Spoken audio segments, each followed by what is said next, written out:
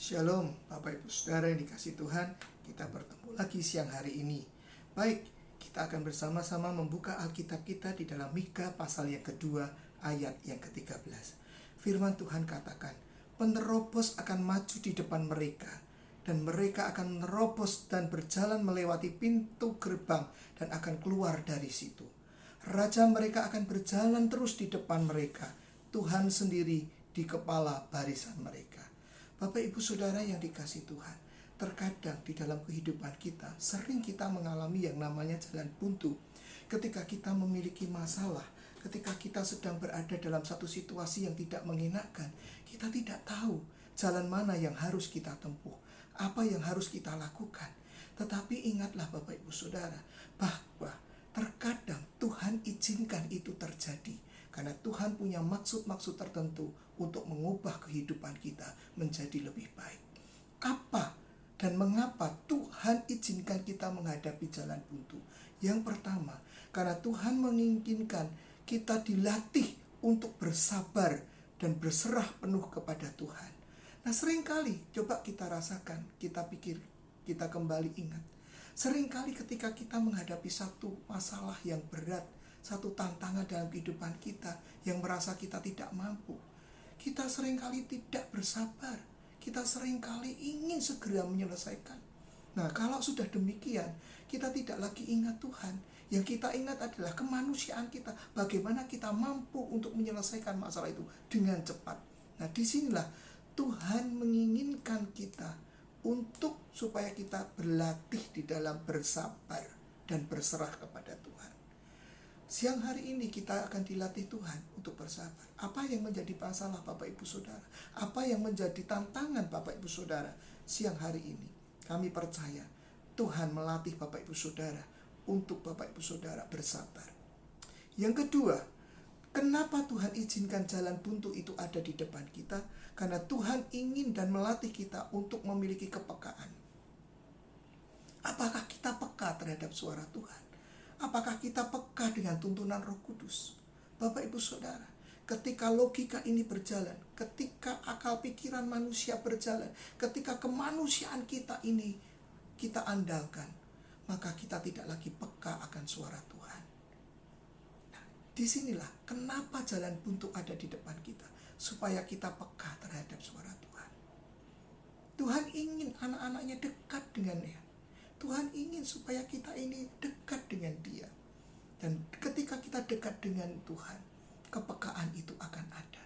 Dan kita tahu apa yang harus kita lakukan dan mana yang tidak harus kita lakukan. Apa yang harus kita kerjakan dan apa yang Tuhan akan kerjakan dalam kehidupan kita. Dan yang ketiga Bapak Ibu Saudara, kenapa Tuhan mengizinkan jalan buntu itu ada di depan kita? Supaya kita tidak menuntut Tuhan untuk menolong dengan cara dan waktu yang kita inginkan. Atau istilah lain, kita mengatur Tuhan. Tuhan gini loh, aku pengen penyelesaian masalahku seperti ini. Aku ingin 3 hari lagi, besok Tuhan harus selesai. Berapa sering kita di dalam doa mengatur Tuhan, memaksa kehendak kita untuk Tuhan mengabulkan apa yang kita pikirkan, apa yang kita inginkan. Bapak Ibu Saudara, Tuhan tidak ingin itu terjadi dalam kehidupan anak-anaknya yang dikasihi. Tuhan ingin supaya kita berserah. Tuhan ingin supaya kita bersabar. Biar Tuhan yang mengerjakannya. Saudaraku yang dikasihi Tuhan, Keluaran 14 ayat yang 13 dikatakan dalam firman Tuhan. Tetapi berkatalah Musa kepada bangsa itu, janganlah takut. Berdirilah tetap dan lihatlah keselamatan dari Tuhan yang akan diberikannya hari ini kepadamu. Sebab orang Mesir yang kamu lihat hari ini tidak akan kamu lihat lagi untuk selama-lamanya. Musa memberikan motivasi kepada bangsa Israel bahwa tidak usah ragu, tidak usah bimbang, terus maju. Tinggalkan tanah Mesir, terus maju sesuai dengan rencana Tuhan, masuk tanah perjanjian. Musa terus mengingatkan hal ini kepada bangsa Israel. Karena Musa tahu bangsa Israel pada saat itu juga ada keraguan, ada ketakutan, ada kebimbangan. Betul tidak kita bisa lolos dari orang-orang Mesir? Nah, mungkin saat ini kita sedang dikejar-kejar hal itu. Tapi percayalah, Motivasi yang diberikan Musa kepada bangsa Israel bisa menjadi motivasi dalam kehidupan kita. Terus jangan takut, maju, berdiri tetap, ya, dan lihatlah keselamatan daripada Tuhan. Tuhan tidak menginginkan anak-anaknya jatuh tergeletak. Tuhan akan mengangkat anaknya. Tuhan akan memuliakan anak-anaknya. Siapa anak-anaknya? Kita, orang yang percaya kepadanya. Dan yang keempat, yang terakhir, Bapak Ibu Saudara yang dikasihi Tuhan, kenapa Tuhan izinkan jalan buntu ada di dalam kehidupan kita? Supaya kita mengandalkan Tuhan. Amin. Apakah kita sudah mengandalkan Tuhan ketika saat ini masalah beban berat ada di depan kita, ada di pundak kita?